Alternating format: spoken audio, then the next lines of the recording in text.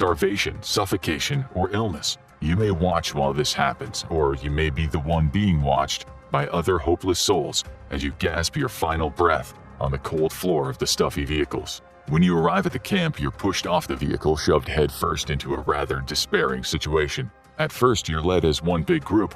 Then the soldiers split you and the other prisoners into two smaller groups of men and women with children. Afterward, you and the other terrified prisoners are subjected to a macabre welcome rite where one of the scary SS guards in tan uniforms barks commands at you, asking to provide your age, occupation, and health condition. As a prisoner who's just been ostracized from society, yanked from the grips of their family, denied access to basic pleasures such as good food and health services, and transported miles without food or water, it isn't unusual that your health might be hardly good upon arrival at concentration camps. Hence, depending on your answers to the questions asked by the SS officer, you're either deemed fit for work, when the SS officer points his thumb to the right, or sent to immediate execution if his digit points left. As a prisoner during the Holocaust, the grim reality of having your fate sealed and being condemned to death with a simple gesture from a German soldier was a chilling fate that befell many, including you. The moment those fingers pointed to deem you unfit for work, your heart must have sunk as you realized the cruel destiny that awaited. Hundreds of thousands of Jews who were considered sick, too old, or too young to be of any economic importance in concentration camps faced this same dreadful verdict during those dark times. As you're led away toward the gas chambers, a building designed to be a killing machine, you may kick and fight and beg for mercy. However, there was never a means of escape. Your fate has been sealed by a German soldier whose remembrance of your face is nothing but a fleeting memory. The abruptness of this sentence, the finality of it all, is one final crushing blow to your spirit. What if you survived? Well, you just have to face and somehow endure the horrors awaiting you.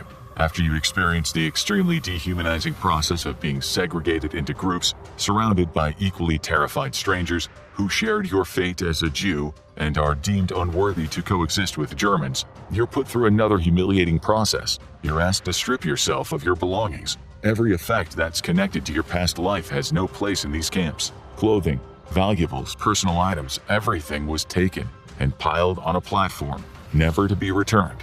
Passing the selection process might have meant escape from gas chambers. However, even that relief is short-lived. After being forced to surrender your possessions, you're dealt blows and pushed along as SS guards attempt to register you into the camp system. Registration means you're given a prison number that instantly replaces your name. In the past, before you were plucked off the street, you were forced to add Israel if you were a male Jew, or Sarah if you were a female Jew, to be easily recognized. However, in this camp, the entirety of your name is taken away, and you're assigned a number instead. The assigning of prison numbers was a deliberate tactic to erase individual identities, reducing you to mere numbers devoid of humanity. Sometimes this number is stitched onto your prison uniform, which is most likely a striped two-piece made out of uncomfortable fabric. Sometimes, especially at Auschwitz, the number is tattooed on your arms, branding you permanently. After the registration process is completed, you're asked to undress in the presence of hundreds of prisoners and the watching guards. There and then your head is shaved regardless of gender, and you're forced to shower in groups, while SS guards watch you with extreme scrutiny. Finally, you'll be given your prison uniform, one of the few belongings they would allow in their camp. Life in a concentration camp meant you were constantly surrounded by German soldiers, placed to herd you like a flock. In a way, you have indeed become a flock, stripped of identity and subjected to the most barbaric treatments possible.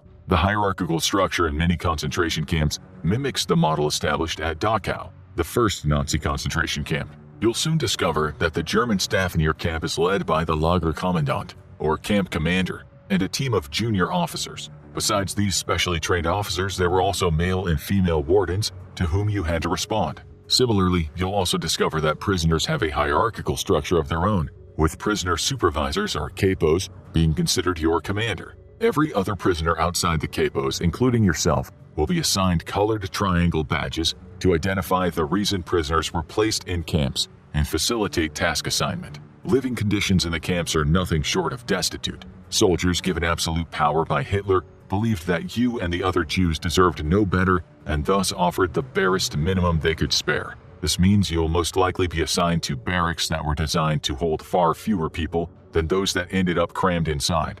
If you're unlucky, your barrack would be run down with problems such as leaking roofs, that may